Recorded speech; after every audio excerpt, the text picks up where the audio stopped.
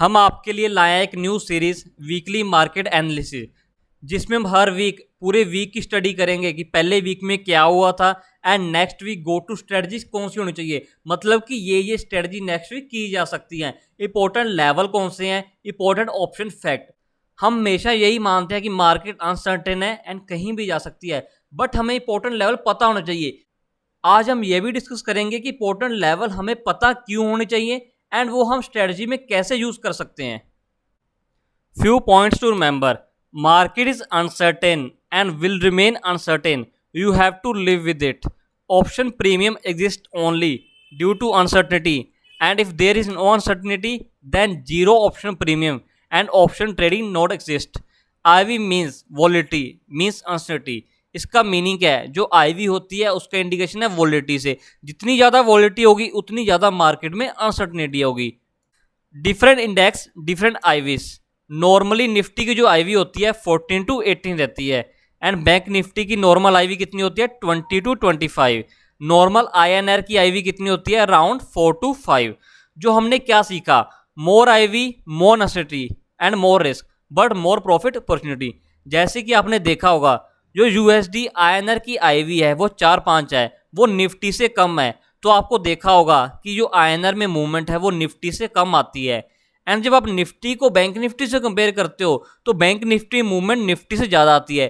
क्यों आती है? क्योंकि बैंक निफ्टी में जो IV है वो निफ्टी से ज़्यादा है एंड निफ्टी की IV करेंसी ऑप्शन से ज़्यादा है। सो इसका मीनिंग क्या हुआ? जितनी ज़्यादा IV होगी उतनी ज़्यादा अनसर्टनी होगी, उतनी ज़्यादा मूवमेंट होगी, and on the same level उतनी ज़्यादा प्रॉफिट अपॉर्चुनिटी होगी। सो हमें IV का एक ध्यान रखना है जब भी हम स्ट्रेटजी को बनाते हैं। सिंस मार्केट इज अनसर्टेन, हमेशा यही बोलते हैं हम, so no one can predict market, we can analyse what market is speaking to us. तो हम यहाँ पे प्रेडिक्ट नहीं कर रहे मार्केट को, हम जस्ट एनालाइज कर रहे हैं डाटा को, वो क्या बोल रहा है। We can use analytics to determine our strategy. हम जो एनालिटिक्स आज सीखेंगे उसको हम अपनी स्ट्रेटजी में यूज करेंगे, वो आपको बताऊंगा कैसे यूज करना है।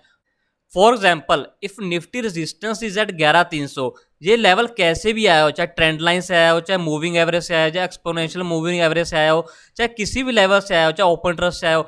अब हम ये नहीं डिस्कस कर रहे हैं कि ये लेवल कहाँ से है, हम ये डिस्कस कर रहे हैं कि इसको हम अपनी स्ट्रेटजी में कैसे यूज कर सकते हैं। We can use this level to do butterfly. हम इस लेवल को बटरफ्लाई कंस्ट्रक्ट करने के लिए यूज करेंगे। तो हम सीखते हैं वो हम कैसे कर सकते हैं। How we will construct 100 gap butterfly on Monday. हम 100 गैप की बटरफ्लाई करेंगे मंडे को निफ्टी में। वेयर वी बाय 11200 की एक कॉल, 11300 की 2 कॉल सेल की एंड 11400 की एक कॉल बाय की। सो ये बटरफ्लाई बना दी। इसमें आपका मैक्सिमम लॉस कितना होता है? जितना हमने डेबिट पे किया है। बट हम जो बटरफ्लाई बना रहे हैं उसमें हमने 11300 को यूज़ किया है, वो हम सीखते हैं हमने कहाँ पे यूज़ किया है। Where we have used our study. Since resistance is at 11300, so we have kept our sold position at 11300। So हमने क्या किया? 11300 की कॉल को सेल कर दिया। If market expire round 11300 we will get maximum profit. क्योंकि जब आपका बटरफ्लाई में मैक्सिमम प्रॉफिट कब होगा? जब आपकी मिडिल लेग के आसपास मार्केट एक्सपायर हो जाए तो आपका मैक्सिमम प्रॉफिट आ सकता है। आपका मैक्सिमम प्रॉफिट कितना है? 100 पॉइंट। अगर मार्केट 11300 एक्सपायर हो गई तो आपका मैक्सिमम प्रॉफिट जो 100 रुपये है वो आपकी जेब में आ जाएगा एंड आपको प्रॉफिट बहुत ज़्यादा हो जाएगा। सो हमने कहाँ पे यूज़ किया? हमने वो लेग शॉर्ट की, यहाँ पे रेसिस्टेंस है। सो आप इंडायरेक्टली इन लेवल को यूज़ कर सकते हो, अपनी एनालिटिक स्टडी को यूज़ कर सकते हो स्ट्रेटजी बनाने के टाइम। अब मैं आपको एक और एग्जांपल देता हूँ। Example 2, we can do a ratio trade. हम रेशो ट्रेड कैसे लेंगे? We will do 100 gap ratio on Monday, जो कि हम कल का दिन है। We will keep our sold position at 11300 और अब हम अपनी जो सोल्ड पोजीशन है, क्योंकि हम रेशो में क्या करते हैं, एक लेग बाय करते हैं और दूर वाली हम ज़्यादा बेच देते हैं, एक से ज़्यादा हम बेच देते हैं। तो हम क्या करेंगे? हम जो सेल करेंगे वो हम 11300 करेंगे या उससे ऊपर करेंगे। तो मैं आपको बताता हूँ हम कैसे करेंगे। जो हमारा केस 1 है उसमें हमने क्या किया? हमने 11100 की एक कॉल बाय की एंड 11300 की 2 कॉल सेल कर दी। अगर मार्केट एक्सपायर होगी 11300 के आसपास तो आपका जो मैक्सिमम प्रॉफिट आएगा वो 200 रुपये आ जाएगा, क्योंकि गैप कितना है? 11100 माइनस 11300। केस 2 हम और तरह कैसे बना सकते हैं इस केस को? हमने क्या किया? 11200 की एक कॉल बाय की, 11300 की एक कॉल सेल कर दी एंड 11400 की एक कॉल सेल कर दी। तो हमने क्या किया? एक कॉल बाय की, 2 हमने सेल की, डिफरेंट स्ट्राइक की। इसका बेनिफिट क्या होगा? अगर मार्केट 11300 के आसपास थोड़ा सा ऊपर भी एक्सपायर हो जाती है, नीचे हो जाती है, अगर नीचे हो जाएगी तो 11300 जीरो हो जाएगी, अगर ऊपर हो जाएगी थोड़ी सी तो 11300 में थोड़ी सी वैल्यू रह जाएगी। तो हमने क्या यूज़ किया, हमने 11300 की सेल कर दी, 11400 की सेल कर दी। इस तरह क्या हुआ, हमने रेजिस्टेंस लेवल को इनडायरेक्टली यूज़ कर लिया। सो हमें क्या है, मार्केट का कुछ नहीं पता, हमें वैल्यू के हिसाब से काम करना है, बट हमें कुछ ना कुछ बायस लेके चलना ही है। हमें थोड़ा सा बायस क्यों लेके चलना है, क्योंकि सबसे जो फेमस बुक है ऑप्शन ट्रेडिंग की, वो आपको दिखा देता हूँ, वो भी यही बोलती है। ऑप्शन ट्रेडिंग की जो सबसे अच्छी बुक है ये वाली है, शेल्डन नेटवर्क की। इसमें यही बोला गया है, जब आप बहुत ज़्यादा बड़े फंड पे काम करते हो तो शायद उस टाइम आपको बायस की ज़रूरत ना पड़े, बट जब आप रिटेलर हो, जब थोड़े कम लेवल पे काम करते हो, तो आपको थोड़ा सा बायस लेके तो काम करना ही पड़ेगा। क्योंकि हम जो टेक्निकल लेवल को यूज़ कर रहे हैं, हम उसको डायरेक्टली यूज़ नहीं कर रहे, हम इनडायरेक्टली स्ट्रेटजी बनाने के लिए यूज़ कर रहे हैं कि हम ऊपर की डालें, कौन सी स्ट्राइक की डालें, तो हमें थोड़ा बहुत तो बायस होना ही पड़ेगा। तो ये बुक बहुत अच्छी बुक है, अगर आप ऑप्शन ट्रेडर हो तो एटलीस्ट वन टाइम ये बुक को जरूर पढ़िए। इस बुक की डिटेल आपको नीचे डिस्क्रिप्शन बॉक्स में मिल जाएगी। Let's start our weekly study. हम थोड़ा सा एनालाइज कर लेते हैं लास्ट वीक मार्केट कैसे रही। मंडे को मार्केट बंद हुई थी 11,022 के ऊपर, अगले दिन बंद हुई थी मार्केट 11,162 के ऊपर, वेडनेसडे को मार्केट बंद हुई 11,132 के ऊपर, एंड थर्सडे को मार्केट बंद हुई 11,200 के ऊपर, एंड फ्राइडे को मार्केट बंद हुई 11,200 के आसपास। Important understanding is Nifty closing over 11,000, so 11,000 acting as a good spot for the while. जो लास्ट वीक से हमें लर्निंग क्या मिल रही है, मार्केट 11,000 के ऊपर क्लोजिंग दे रही है एंड 11,000 बहुत अच्छा एक स्पॉट बन चुका है। सो हमें 11,000 को अपनी स्ट्रेटजी में यूज करना है। हमें एक ओवरऑल व्यू लेना है कि मार्केट क्या बोल रही है। टेक्निकल इंपॉर्टेंट लेवल्स, हम थोड़ा सा टेक्निकल के इंपॉर्टेंट लेवल देख लेते हैं। EMA means exponential moving average. मैं हमेशा ही EMA देखता हूँ, SMA नहीं देखता। निफ्टी 9 डे EMA वो कितना है, 11,016 रुपये। Nifty 50 day EMA 10,376। Nifty 200 EMA वो कितना है, 10,566। तो मैंने क्या एक शॉर्ट टर्म लिया, एक थोड़ा मिड टर्म लिया, एक लॉन्ग टर्म ले लिया, तो मुझे पता चल गया नीचे कुछ स्पोर्ट क्यों आ रहा है। जो शॉर्ट टर्म स्पोर्ट आ रहा है वो 11 आ रहा है, अगर 11 टूटा तो फिर नीचे क्या 10,600 का है, अगर नीचे टूटती है तो 10,400 का सपोर्ट है। तो हमें एक बेसिक आइडिया हो गया कि अगर 11,000 का बहुत अच्छा सपोर्ट है इस टाइम, अगर वो टूटती है तो हमें 10,600 तक मार्केट जा सकती है। तो अगर मार्केट 11,000 के नीचे गई तो हम इस तरह एडजस्टमेंट करेंगे कि हमें 10,600 तक हमें सेफ रहें। ट्रेंड लाइन, तो थोड़ा सा हम बेसिक स्टडी कर लेते हैं कि ट्रेंड लाइन क्या बोल रही है। दिस इज investing.com एंड ये निफ्टी का डेली चार्ट है। सो हमें डेली चार्ट पे ही स्टडी करनी है, क्योंकि हम एक ओवरऑल व्यू ले रहे हैं कि मार्केट क्या बोल रही है। दिस इज ट्रेंड लाइन जो हमने कंस्ट्रक्ट की है। मार्केट क्या बोल रही है, मार्केट कुछ दिनों से आप देखना मार्केट ऊपर ही जा रही है, मार्केट ऊपर जाती है, फिर नीचे थोड़ा करेक्ट होती है, फिर नीचे जाती है, मतलब कि ओवरऑल जो व्यू है मार्केट का ऊपर ही है। बट जो अभी देखना आपने क्या होगा, पहले मार्केट ऊपर जाती फिर नीचे जाती, फिर बहुत ज़्यादा ऊपर चली जाती थी। बट अब थोड़ा टाइम देखो जहाँ पे मार्केट स्लो हो चुकी है, मतलब कि थोड़ा सा ऊपर जाती है फिर नीचे आ जाती है, फिर ऊपर जाती है फिर नीचे आ जाती है, फिर ऊपर जाती है नीचे जाती है। ओवरऑल तो ऊपर जा रही है बट मार्केट सस्टेन नहीं कर पा रही है एंड उसकी स्पीड जो है स्लो हो चुकी है। अगर मार्केट की स्पीड स्लो हो चुकी है सो हमें इसका बेनिफिट क्या लेना है। मार्केट ऊपर जा सकती है बट हमें इसको अपनी स्टडी में यूज करना है। वो हम कैसे करेंगे, इसकी स्पीड हो चुकी है स्लो, सो हम कॉल में क्या थोड़ा पास आके काम कर सकते हैं, क्योंकि अगर मार्केट ऊपर भी गई तो मार्केट वहां पे सस्टेन करेगी एंड वहां पे थीटा तोड़ेगी, तो हमें वहां पे ज़्यादा बेनिफिट हो जाएगा। सो हम मार्केट ऊपर कितनी जा सकती है तो हम देख लेते हैं। जैसे कि यहाँ पे देख लेता हूँ, मार्केट 10,800-900 गई, फिर मार्केट नीचे जाती है, फिर 11,200 पे रुक गई। सो मार्केट क्या कर रही है, 200-300 पॉइंट पे रुक रही है, अभी मार्केट 11,200 है। सो ट्रेंड लाइन क्या बोल रही है, मार्केट 400 या 500 तक जा सकती है। सो हमें जो ओवरऑल व्यू क्या लिया, मार्केट का नीचे सपोर्ट है 11,000 एंड ऊपर को मार्केट 11,400-500 जा सकती है। अगर वहां पे गई तो एक बार थोड़ी सी करेक्ट हो सकती है, क्योंकि स्पीड उसकी स्लो हो जाएगी, तो वहां पे हम एडजस्टमेंट कर लेंगे। बट हमें एक बार व्यू क्या बनाना है, मार्केट 11,400-500 जा सकती है, सो हमें स्ट्रेटजी इस तरह बनानी है। सो जो हमारी ट्रेंड लाइन से अंडरस्टैंडिंग हुई वो क्या हुई, can go up to 11,400-500 for a while. अभी मार्केट 11,400-500 जा सकती है। इंडिया विक्स है 24.5, जो अभी इंडिया विक्स है वो बहुत ज़्यादा नीचे कॉन्टिन्यूसली डिक्रीज हो रही है, मतलब कि वो हर हफ्ते नीचे ही जा रही है। मैं आपको एक बार इसका चार्ट दिखा देता हूँ। यह आप इंडिया विक्स का डेली चार्ट देखिए, आप देखना पीछे कुछ लेवल से ये नीचे ही जा रही है, तो हर डे ये नीचे ही जा रही है, थोड़ी बहुत ऊपर जाती है फिर नीचे ही चली जाती है। तो हमें इसको अपनी स्टडी में यूज़ करना है, वो हम बताता हूँ कैसे यूज़ करना है। So learning is we should make negative vega strategy, क्योंकि हमें जो काम करना है, जो हमें स्ट्रेटजी बनानी है, हमें नेगेटिव वेगा बनाना है, क्योंकि मार्केट की जो वोलेटिलिटी कम हो रही है, अगर नीचे जाएगी वोलेटिलिटी और हम नेट ऑप्शन सेलर हैं तो हमें बहुत ज़्यादा बेनिफिट होगा। But at same time be cautious as VIX is mean reverting, that is it can go up also.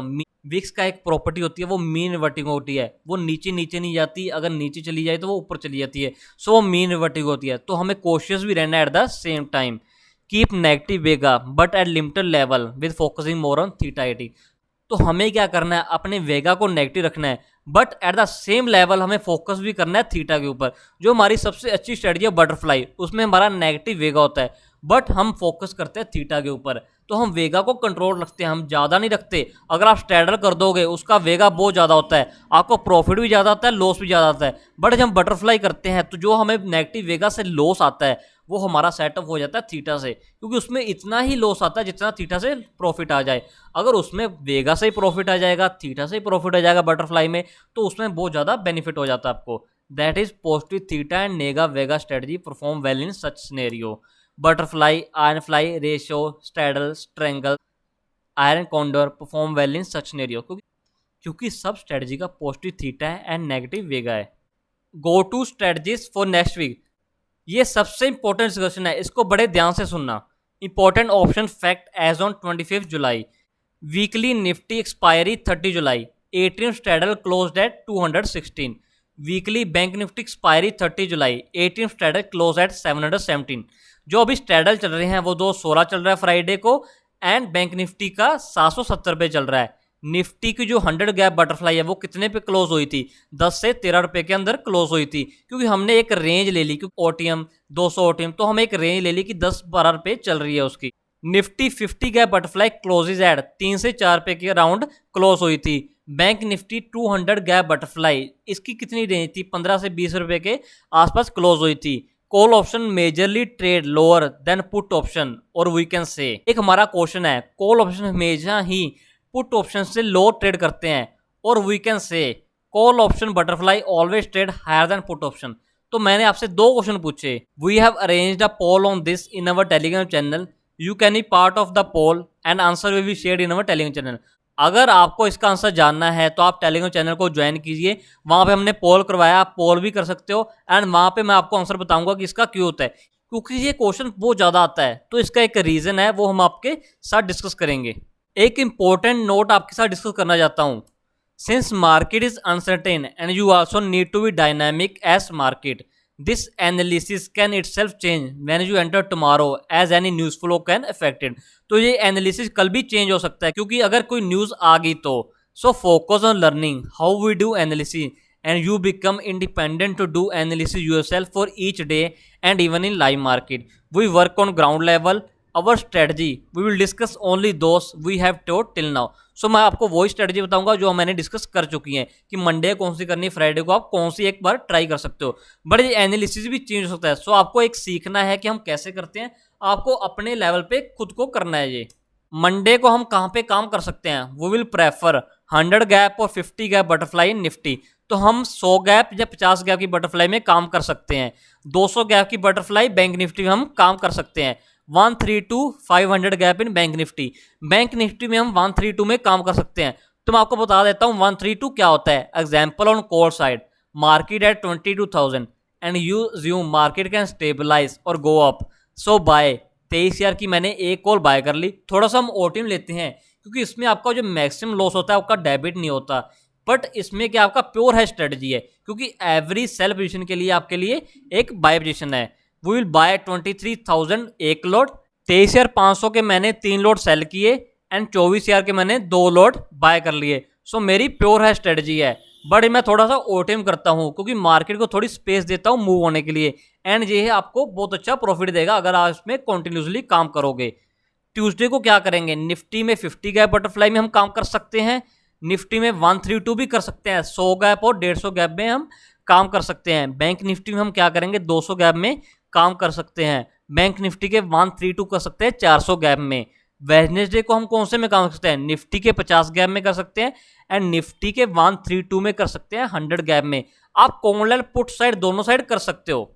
Bank Nifty में हम 200 गैप बटरफ्लाई और 100 गैप बटरफ्लाई को हम काम कर सकते हैं वेडनेसडे को। वेडनेसडे को आप 100 गैप में ही शिफ्ट हो जाना, क्योंकि अभी विक्स थोड़ी चेंज हो चुकी है। जो हमने स्ट्रेटजी बनाई थी वो उसमें हम क्या करते थे, बटरफ्लाई हम शाम को बनाते थे, बट अभी विक्स चेंज हो चुकी है तो हमें थोड़ा सा बैक आए काम करना पड़ेगा, मतलब कि वेडनेसडे को सुबह आए काम करना पड़ेगा। बैंक निफ्टी में आप 132 कर सकते हो, 400 और 300 गैप में कर सकते हो। जैसे जैसे डे बीतता जाएगा आप 300 में शिफ्ट हो जाना। थर्सडे को मैं आपको बोलूंगा करंट एक्सपायरी में ना काम करो, जितना टाइम आपको नहीं काम आता है, क्योंकि उसमें मूवमेंट बहुत ज़्यादा होती है एंड गामा बहुत ज़्यादा हाई होता है एक्सपायरी वाले दिन। निफ्टी में हम 100 गैप में काम कर सकते हैं, वो नेक्स्ट वीक ऑप्शन में कर सकते हैं। बैंक निफ्टी में आप 200 गैप में काम कर सकते हो नेक्स्ट वीक के। फ्राइडे को आप 100 गैप में काम कीजिए एंड बैंक निफ्टी में आप 200 गैप में काम कीजिए। 132 में आप फ्राइडे तक ना काम कीजिए। अगर 132 में करना है तो आप मंडे से ही काम स्टार्ट करना। Join our Telegram channel for more updates, link in description box below. अगर आपको हमारी वीडियो अच्छी लगी हो प्लीज़ सब्सक्राइब करें एंड वीडियो को शेयर कीजिए। Thank you, have a profitable week.